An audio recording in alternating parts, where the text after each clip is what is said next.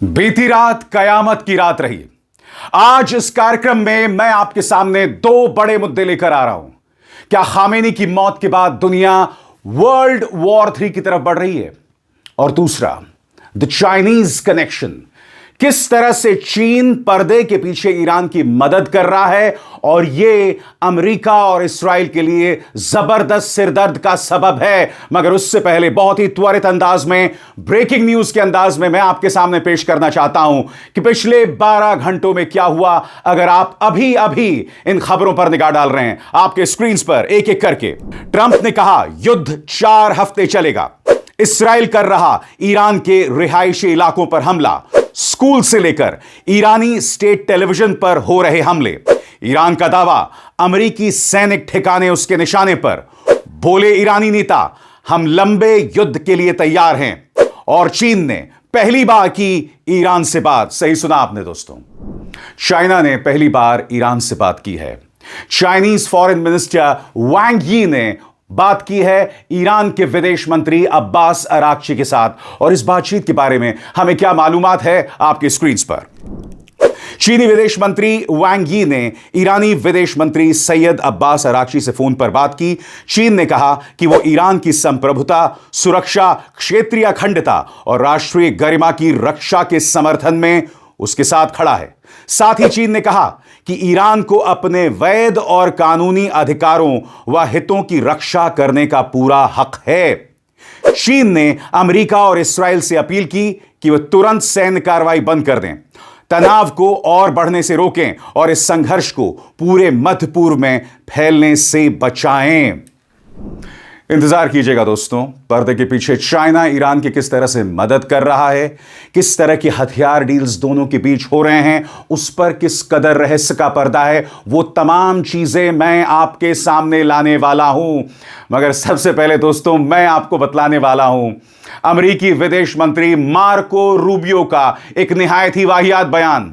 आप जानते हैं अमेरिकी विदेश मंत्री मार्को रूबियो क्या कह रहे हैं कि हमने ईरान पर इसलिए हमला कर दिया क्योंकि इस्राएल ने उस पर हमला किया था और हमें डर था कि ईरान हम पर हमला कर सकता है, इसलिए हमने ईरान पर हमला कर दिया।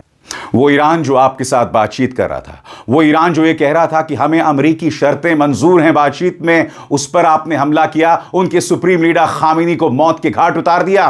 वो मौत जिसके चलते आज दुनिया वर्ल्ड वॉर 3 के मुहाने पर है। और दोस्तों इंतजार कीजिएगा, आपके स्क्रीन पर यह है जेफरी सैक्स, जो कि अमेरिकन इकोनॉमिस्ट हैं। और अमेरिकन इकोनॉमिस्ट जेफरी सैक्स चेतावनी दे रहे हैं वर्ल्ड वॉर 3 की। हम उनकी बात भी सुनेंगे, मगर सबसे पहले सुनिए मार्को रूबियो का यह निहायत ही वाहियात तर्क।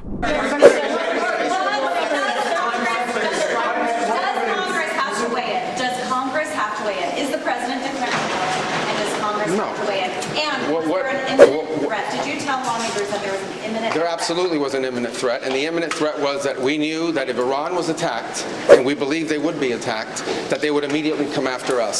And we were not going to sit there and absorb a blow before we responded, because the Department of War assessed that if we did that, if we waited for them to hit us first after they were attacked, and by someone else, Israel attacked them, they hit us first, and we waited for them to hit us, we would suffer more casualties and more deaths. We went proactively in a defensive way to prevent them from inflicting higher damage. Had we not done so, there would have been hearings on Capitol Hill about how we knew that this was going to happen and we didn't act preemptively to prevent more casualties and more loss of life. इसी तरह की वाहियात बातें Donald Trump हो, Marco Rubio हो, अमेरिकी जनता को परोस रहे हैं। उनकी बौखलाहट साफ तौर पर दिख रही है। कभी कुवैती आसमान से उनके लड़ाकू विमान इस कदर गिरते हैं, जी हां, इस कदर गिरते हैं और बाल बाल उनके फाइटर पायलट्स बच जाते हैं। और बताया जा रहा है कि ये जो कुवैत में उनका फाइटर जेट गिरा था, इस पर हमला भी मित्र देश कुवैत ने कर दिया था, जिससे पता चलता है कि किस तरह से तालमेल की कमी है अमेरिका की तरफ से। मैं एक बात स्पष्ट कर दूं, ईरान के पास मिसाइल का जखीरा है। ईरान की चुनौती बहुत कठिन है। हो सकता है कि वो ये जंग हार भी जाए, मगर वो घुटने नहीं टेकेगा। वो फोकस्ड अंदाज में प्रहार कर रहा है। इनफैक्ट मैं आपका ध्यान खींचना चाहता हूं ईरान द्वारा जारी किए गए इस बयान की तरफ, आपके स्क्रीन पर। ईरान का दावा, दुबई में अमेरिकी फोर्स पर हमला। ईरान की रेवोल्यूशनरी गार्ड कोर का कहना है कि उसकी नौसेना ने संयुक्त अरब अमीरात में दुबई में मौजूद अमेरिकी फोर्स को निशाना बनाकर ड्रोन और मिसाइलों से जटिल हमला किया है। IRGC ने यह भी दावा किया है कि कुवैत के आरिफ जान बेस पर ड्रोन हमला किया जा रहा है। और सबसे बड़ी बात, ईरान की तरफ से यह भी कहा जा रहा है कि कई लोग ये कह रहे हैं कि हमारे मिसाइल्स का जखीरा खत्म हो जाएगा। अब मैं आपके सामने ईरानी ऑब्जर्वर्स एक आंकड़ा पेश कर रहे हैं और यह आंकड़ा बता रहा है कि रोज ईरान किस बड़ी तादाद में मिसाइल बनाता है, जिससे पता चल जाता है कि यह लड़ाई 4 हफ्ते से ज्यादा चलेगी। क्योंकि ट्रंप ने क्या कहा है कि यह लड़ाई 4 हफ्ते चलेगी, मगर ईरान के पास मिसाइलों का जिस तरह का जखीरा है और उसके अलावा चीन जिस तरह से उसकी मदद कर रहा है, यह लड़ाई और चलेगी। गौर फरमाएं, ईरान ऑब्जर्वर क्या कह रहा है आपके स्क्रीन पर। जो लोग कह रहे हैं कि ईरान के पास ड्रोन और मिसाइल स्टॉक खत्म हो गया है, उनके लिए यह डेटा है। ईरान हर दिन लगभग 400 शाहिद ड्रोन बनाता है और उसके पास लगभग 80,000 ड्रोन का स्टॉक मौजूद होने के दावे हैं। ईरान हर महीने 300 बैलिस्टिक मिसाइलें भी तैयार करता है। यानी कुछ लोगों के कहने के विपरीत इतनी बड़ी संख्या में ड्रोन और मिसाइल उत्पादन के दावे सोशल मीडिया और विश्लेषणों में बताए जा रहे हैं। और दोस्तों, यह जो दावा यहां ईरान ऑब्जर्वर कर रहा है, मैंने उसकी स्वतंत्र तौर पर पुष्टि करने की कोशिश की। मैंने पता लगाने की कोशिश की। इससे पूरी तरह से इसकी पुष्टि नहीं की जा सकती, मगर इसे अब तक खारिज नहीं किया गया है। मैंने अलग अलग मीडिया रिपोर्ट्स पढ़ी और उसमें इस दावे को खारिज नहीं किया गया है। इसलिए मैंने कहा यह लड़ाई 4 हफ्तों से ज्यादा चलेगी। और जैसे मैंने बताया, चाइना फैक्टर, चाइना पर्दे के पीछे मदद करने वाला है ईरान की, और रशिया को भी हम नहीं भूल सकते। मगर इससे पहले कि हम आगे बढ़ें दोस्तों, मैं आपका ध्यान खींचना चाहता हूं इस खबर की तरफ। यह देखिए, यह है गांधी अस्पताल, ईरान का गांधी अस्पताल, जहां पर इस्राइल ने हमला किया है। नाम गांधी अस्पताल, जिससे आपको पता चलेगा कि ईरान के अंदर भारत की क्या मौजूद, कि हमारे राष्ट्रपिता को ईरान में किस कदर सम्मान मिलता है और इस्राइल यहां पर हमला कर रहा है। मैं आपसे एक सीधा सवाल पूछना चाहता हूं। अभी कुछ ही दिनों पहले प्रधानमंत्री नरेंद्र मोदी इस्राइल गए थे। बावजूद इसके इस्राइल ईरान में मौजूद गांधी अस्पताल पर हमला कर रहा है। इसके प्रासंगिकता और इसके सिंबॉलिज्म को समझिए। इस्राइल अस्पतालों पर हमला कर रहा है, स्टेट टेलीविजन पर हमला कर रहा है। और याद कीजिएगा, मैंने इसी मंच पर आपको बताया था, बच्चियों के एक स्कूल पर इस्राइल ने हमला किया था, जिसमें कम से कम 200 लोग मारे गए थे। लोग छोटी छोटी बच्चियों के हाथ के टुकड़े हाथ में लेकर टेलीविजन कैमरास को दिखा रहे थे। वो तस्वीर मैं आपको नहीं दिखा सकता, क्योंकि वो तस्वीर रूह कपा देने वाली तस्वीर। कहने का अर्थ साफ है, जहां ईरान अमेरिकी और इस्राइली सैन्य बेसिस पर हमला कर रहा है, वहीं इस्राइल जानबूझकर अस्पतालों पर हमला कर रहा है, स्कूल्स पर हमला कर रहा है। और जैसे मैंने बताया, गांधी अस्पताल पर हमला किया। कम से कम भारत को इस पर कुछ बयान तो देना चाहिए, मगर इतना वक्त गुजर गया है। मैं इस वक्त आपसे बात कर रहा हूं और प्रधानमंत्री ने अब तक सुप्रीम लीडर खामेनी की मौत पर एक बयान नहीं दिया। भारत के लंबे चौड़े ताल्लुकात रहे ईरान के साथ। ईरान के साथ हम चाबहार बंदरगाह परियोजना बनाने वाले थे। अमेरिका के डर से हम पीछे हट गए, वो एक अलग बात है। मगर बड़ा प्रश्न, अस्पतालों पर हमले हो रहे हैं, स्कूल के बच्चे मारे जा रहे हैं, क्या इस पर भारत को नहीं कहना चाहिए? प्रधानमंत्री नरेंद्र मोदी संयुक्त अरब अमीरात के राष्ट्रपति से बात कर सकते हैं। प्रधानमंत्री नरेंद्र मोदी बात कर सकते हैं इस्राएली प्रधानमंत्री बेंजामिन नेतन्याहू से, मगर ईरान के बारे में एक शब्द नहीं। यह अपने आप में कई सवाल पैदा करता है। सबसे पहले वो अहम सवाल, चाइना ईरान की किस तरह मदद कर रहा है? गौर फरमाएं। हथियार और मिसाइल डील। रिपोर्ट्स के मुताबिक चीन ईरान को CM-302 जैसी सुपरसोनिक एंटी शिप मिसाइल की डील तेज कर रहा है, ताकि ईरान अमेरिका नौसेना को निशाना बना सके। साथ ही बैलिस्टिक और सतह से सतह यानी सरफेस टू सरफेस मिसाइल क्षमता दोबारा खड़ी करने में भी तकनीकी मदद की बात कही जा रही है। दोस्तों, आपकी स्क्रीन पर यह है CM-302 anti ship missile system. मगर यहां पर एक पेचीदगी है।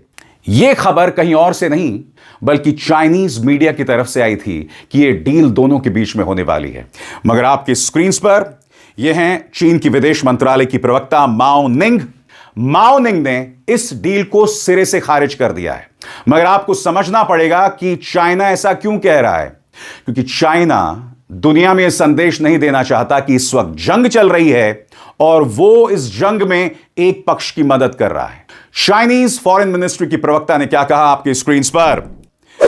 चीनी विदेश मंत्रालय की प्रवक्ता माओ निंग ने कहा कि इस डील की खबर एक गलत सूचना फैलाने वाली मुहिम का हिस्सा है। उन्होंने कहा कि यह रिपोर्ट सच नहीं है। एक जिम्मेदार बड़े देश के तौर पर चीन हमेशा अपनी अंतर्राष्ट्रीय जिम्मेदारियों का पालन करता है। चीन दुर्भावनापूर्ण तरीके से जोड़कर बात करने और गलत जानकारी फैलाने वालों का विरोध करता है और उम्मीद करता है कि संबंधित पक्ष ऐसा रास्ता चुने जो तनाव कम करने में मदद करे। तो यह बात तो हो गई CM-302 एंटी शिप मिसाइल की। अब मैं आपके सामने पेश कर रहा हूं दोस्तों HQ-9B, जो कि लंबी दूरी के एयर डिफेंस सिस्टम और रडार देने में मदद करता है। और चाइना और ईरान के बीच किस तरह का सहयोग हो रहा है, इस पर गौर फरमाया जाए। एयर डिफेंस सिस्टम कहा जा रहा है कि चीन HQ-9B जैसी लंबी दूरी के एयर डिफेंस सिस्टम और रडार देने में मदद कर रहा है ताकि इसराइल F-35 जैसे विमानों के खिलाफ ईरान की हवाई सुरक्षा मजबूत कर सके। यानी कि इस्राएली F-35 प्लेन के जवाब में जो रडार सिस्टम चाइना मदद कर रहा है ईरान की, वो है HQ-9B रडार सिस्टम। आगे साइबर और डिजिटल सुरक्षा।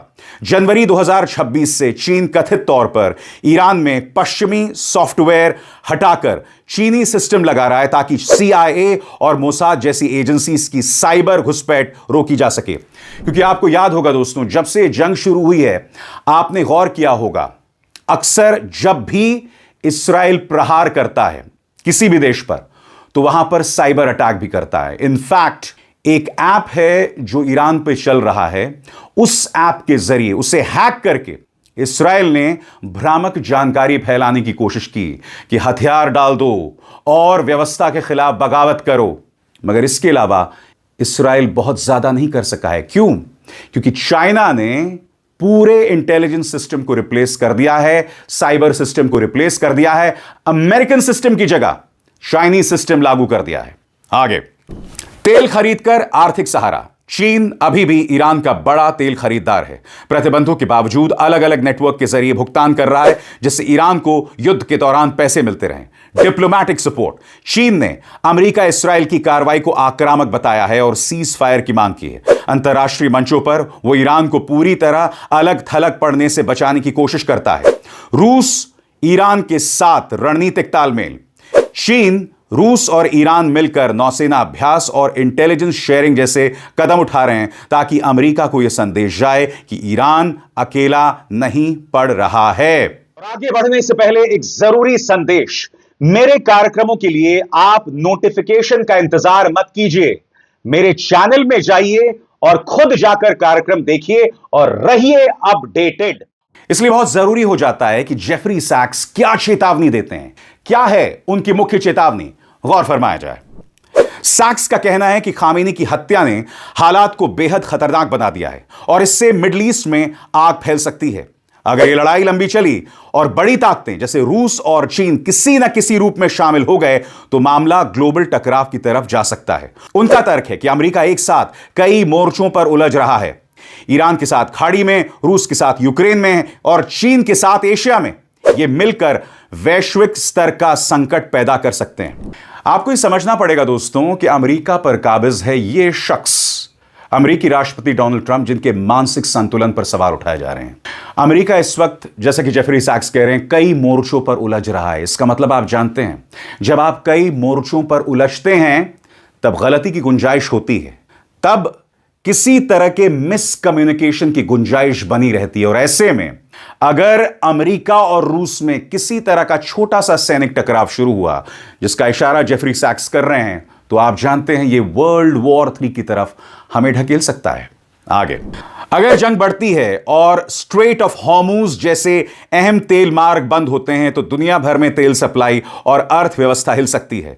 आर्थिक झटका बड़े देशों को खुलकर पक्ष में लेने पर मजबूर कर सकता है, जिससे टकराव और फैल सकता है। वे मानते हैं कि ईरान कोई छोटा देश नहीं है, उससे जल्दी रेजीम चेंज के जरिए गिराना आसान नहीं होगा, इसलिए जंग लंबी और थकाने वाली बन सकती है। ऐसे में बहुत जरूरी हो जाता है कि हम जानें इस सब का समाधान क्या है। जेफरी सैक्स इसके समाधान के बारे में क्या कहते हैं, गौर फरमाएं। सैक्स बार बार कहते हैं कि अमेरिका और इस्राएल को सैन्य कार्रवाई रोककर बातचीत की राह पर लौटना चाहिए। ईरान के साथ कोई समझौता फिर से शुरू करना चाहिए या अपडेट करना चाहिए। साथ ही वो मानते हैं कि फलस्तीन मुद्दे का समाधान तभी हो सकता है जब क्षेत्र में शांति हो। और साथ ही साथ जेफरी सैक्स चाइना और रशिया के बारे में अपनी राय रखते हैं, जिससे पता चलता है कि इन दोनों की भागीदारी और इन दोनों का ईरान को दिए जा रहे समर्थन से हर गुजरते लम्हे के साथ हम एक बड़े टकराव की तरफ बढ़ रहे हैं। चाइना के बारे में जेफरी सैक्स क्या कहते हैं, गौर फरमाएं। सैक्स साफ कहते हैं कि चीन ईरान के लिए अमेरिका से सीधी जंग नहीं लड़ेगा, लेकिन वो टेक्नोलॉजी, रडार, सर्वेलांस सिस्टम, आर्थिक और फाइनेंशियल रास्तों से मदद कर सकता है। उनका मानना है कि अमेरिका अगर ईरान पर दबाव डालता है तो चीन तेल सप्लाई और ब्रिक्स जैसे आर्थिक गठबंधनों के जरिए जवाब देगा। यानी चीन सीधा सैन्य टकराव नहीं बल्कि रणनीतिक और आर्थिक तरीके अपनाएगा। अब मैं आपका ध्यान खींचना चाहता हूं कि व्लादिमीर पुतिन के बारे में या रशिया के बारे में क्या मानते हैं जेफरी सैक्स, गौर फरमाइए। सैक्स के अनुसार रूस भी सीधे सैनिक नहीं भेजेगा, लेकिन ईरान की सरकार को टिकाए रखने में मदद करेगा। इसमें एयर डिफेंस सिस्टम, खुफिया जानकारी, सैन्य तकनीकी सलाह और ऊर्जा कच्चे माल में सहयोग शामिल है। रूस इस मौके का इस्तेमाल दिखाने के लिए करेगा और अमेरिका अपनी ताकत का गलत इस्तेमाल कर रहा है और उभरती अर्थव्यवस्थाओं को अपने खेमे में लाने की कोशिश करेगा। सबसे बड़ी बात हमको समझना पड़ेगा कि चीन एक किस्म का बनिया है। चीन का फोकस बिजनेस पर है, चीन का फोकस अर्थव्यवस्था पर है और चाइना किसी भी सूरत में नहीं चाहता कि उसके बिजनेस इंटरेस्ट बर्बाद हों। लिहाजा उसकी पहली कोशिश होगी युद्ध को रुकवाना। इसलिए उसने अपील की। यही वजह है कि वांग यी ने ईरान के विदेश मंत्री अब्बास अरागची से बात की। मगर चीन का सामना हो रहा है ऐसे दो शख्सियतों से, यानी बेंजामिन नेतन्याहू और डोनाल्ड ट्रंप से, जिनकी वर्ल्ड व्यू बहुत सीमित है। दोनों ही लोग अपने आप को बचाने के लिए इन लोगों ने ईरान पर युद्ध छेड़ दिया है और इसीलिए हम एक खतरनाक मोड़ पर हैं और हम नहीं जानते कि हर गुजरते दिन के साथ जैसे जैसे ईरान अमेरिकी बेसिस पर निशाना बनाएगा तो बौखलाहट में अमेरिका क्या करेगा। क्योंकि देखिए, यह युद्ध लंबा चलेगा क्योंकि जैसे मैंने बार बार प्रमाणित किया है, ईरान के पास पूरी मिसाइल सिटी है, मिसाइल का शहर है। ईरान के पास मिसाइलों की कमी नहीं है और मैंने आपको बताया किस तरह से वो रोज मिसाइल बना रहा है। इस बात की पृष्ठभूमि में ईरान को लंबे समय तक हरा पाना मुश्किल होगा। आखिर में क्या होगा मैं नहीं जानता हूं, मगर यकीनन ईरान अमेरिका और इस्राएल दोनों को अकेले चुनौती पेश कर रहा है। अभिसार शर्मा को दीजिए इजाजत। नमस्कार।